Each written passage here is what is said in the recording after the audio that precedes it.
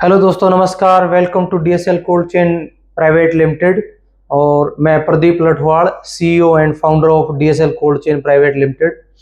आज बहुत ही टाइम के बाद हम आप लोगों के सामने वीडियो प्रेजेंट कर रहे हैं। और जो ये वीडियो हम बनाने जा रहे हैं, ये हम रेफर कंटेनर के बारे में बना रहे हैं। इसमें थोड़ी सी टेक्निकल चीजें रहेंगी। बहुत सारे लोगों के हमारे पास कमेंट आ रहे थे कि जी टेक्निकल चीजों को लेकर आप वीडियो बनाओ।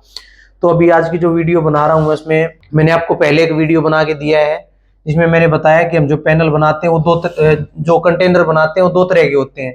एक होता है उसमें पैनल बॉडी कंटेनर और दूसरा होता है कोरिगेटेड बॉडी, CORRUGATED, कोरिगेटेड बॉडी कंटेनर। तो इनके वेट के बारे में मैंने बताया है। पैनल बॉडी जो कंटेनर होता है वो लाइट वेट कंटेनर होता है, कोरिगेटेड कंटेनर जो होता है वो हैवी वेट होता है। लेकिन अगर इंडियन रोड की कंडीशन को अगर हम देखें तो दोस्तों पैनल वाला कंटेनर 6 से 7 साल में हिल जाता है, खराब हो जाता है जल्दी।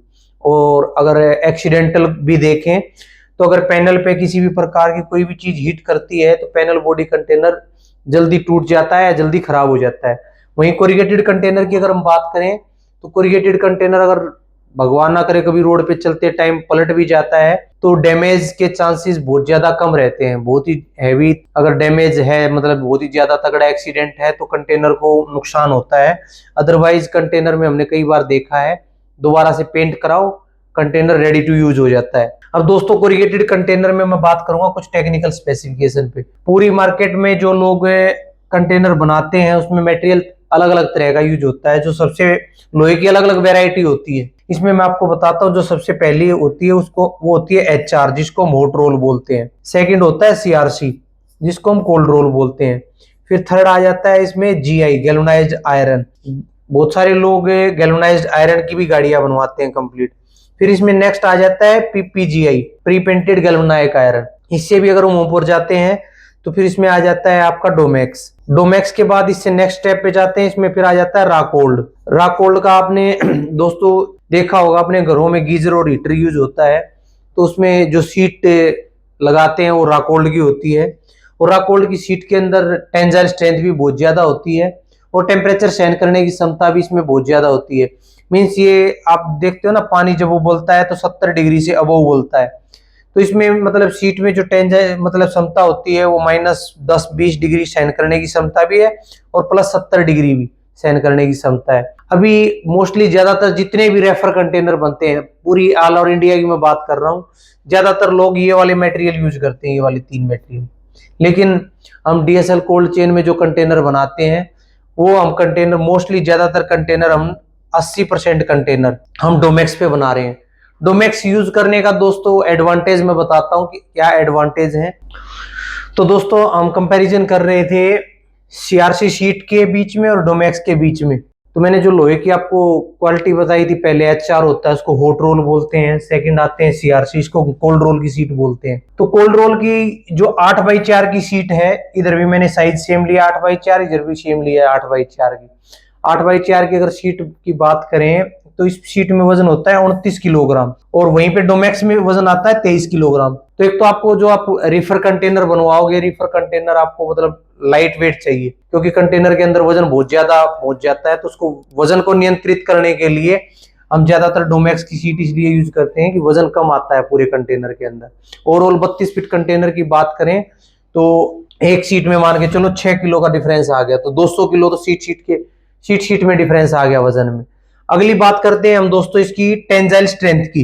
CRC सीट के अंदर जो टेंजाइल स्ट्रेंथ आता है, चाहे वो किसी भी कंपनी की सीट है, चाहे वो टाटा बोकारो की है, चाहे MNS इंडिया की है, वर्धमान की है, शक्ति की है, या फिर आगे JSW हायर साइड चले जाएं, उसमें टेंजाइल स्ट्रेंथ होती है 220 किलोग्राम पर न्यूटन मीटर से लेके 330 किलोग्राम पर न्यूटन मीटर तक। वहीं पे अगर हमें डोमेक्स की सीट की टेंजाइल स्ट्रेंथ की बात करें तो डोमेक्स में भी मतलब जैसे इंपोर्टेड भी आती है सीटें और अपने यहाँ पे मतलब JSW भी बनाता है, तो उसके सीट के अंदर जो टेंजाइल स्ट्रेंथ होती है वो 650 किलोग्राम पर न्यूटन मीटर से लेके 1000 ग्रेड तक की चद्दर आती है, 1000 ग्रेड।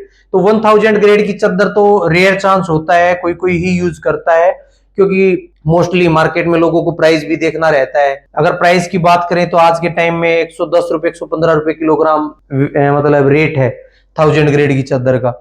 वहीं पे अगर हमें प्राइस की बात करें CRC शीट की 58 से 60 रुपए 60 रुपए 62 रुपए बढ़िया कंपनी की लोगे तो ये प्राइस चल रहा है। इस पे अगर बात करें तो मतलब 650 किलोग्राम पर न्यूटन मीटर जो स्ट्रेंथ वाली चादर बता रहा हूँ वो 82 रुपए किलो से स्टार्ट हो जाती है। और उसके बाद फिर 750 किलोग्राम पर न्यूटन मीटर वाली भी आती है, 800 ग्रेड की भी आती है, 900 1000 ग्रेड। वहीं पे दोस्तों अगली बात पे चलते हैं फिर कोरोजन प्रूफ की, रस्ट की बात करते हैं। तो जो सीआरसी शीट होती है, सीआरसी शीट को आप नॉर्मली बाहर ग्राउंड में रख दो और 2 से 3 दिन अगर वो रखी रहेगी वहां पे तो उसमें रस्ट आना शुरू हो जाएगा, जंग आना शुरू हो जाएगा, वो विद इन 2 और 3 डेज। अब वहीं पे अगर हम डोमेक्स की शीट की बात करें तो उसको सीट को आप रखो 15 से 20 दिन बाद उस पर जंग आएगा, ये डिफरेंस है। फिर वहीं पे अगर बात करें हमें पेंट की, हम जो गाड़ी के ऊपर पेंट करते हैं पूरी फिनिशिंग के बाद, तो डोमेक्स की सीट पे हमें मतलब डीटीएम यूज करते हैं। डीटीएम होता है डायरेक्ट टू मेटल, हम डीटीएम पेंट यूज कर सकते हैं। इपोक्सी रेड ऑक्साइड वगैरह अगर हमारे को डालने की जरूरत है तो डाल सकते हैं, अदरवाइज हम डीटीएम यूज कर सकते हैं इजीली। लेकिन सीआरसी के केस में हमारे को क्या है, हम डीटीएम यूज करते हैं तो उसकी पपड़ी बन जाती है, आपका मान के चलो 2 महीने 4 महीने में पेंट निकलना शुरू हो जाता है। तो उस केस में हमारे को मतलब रेगुलरली सीआरसी कंटेनर हम जो बनवा रहे हैं उसमें रेड ऑक्साइड डालना पड़ेगा या इपोक्सी डालना पड़ेगा। तो दोस्तों ये तो रही मतलब कंपैरिजन बिटवीन सीआरसी और डोमेक्स के बीच में। इसके अलावा वीडियो ज्यादा लंबी ना हो, मैं आपको शॉर्ट में बता दूं कि जो भी भाई रेफर कंटेनर बनवाना चाहते हैं तो जिन लोगों को मतलब 0 डिग्री के लिए बनवाना है वो मतलब पैनल बॉडी कंटेनर पे जा सकते हैं। लेकिन अगर जिन दोस्तों को कंटेनर बनवाना है -20 डिग्री के लिए तो -20 डिग्री पे दोस्तों मैं तो रेकमेंड करता हूं आप लोगों को कि कोरिगेटेड कंटेनर बनवाओ। वेट वाइज थोड़ा सा हैवी जरूर होता है, लेकिन इंडियन मार्केट को देखते हुए और इंडियन वैसे तो रोड की हालत बहुत ज्यादा अच्छी हो गई है, लेकिन फिर भी जब मतलब गली में नुक्कड़ पे शहर में जाती हैं गाड़ियां तो टूट फूट का डर रहता ही है। तो स्ट्रेंथ ज्यादा होती है कोरिगेटेड कंटेनर के अंदर, तो ज्यादातर कोरिगेटेड कंटेनर पे ही जाएं अगर आपको -20 डिग्री के लिए अगर कोई कंटेनर बनवाना है। इसके अलावा किसी दोस्त की और भी कोई इंक्वायरी हो तो हमारे को कमेंट कर सकता है कमेंट बॉक्स में। ज्यादा जानकारी के लिए हमारे चैनल को लाइक करिएगा।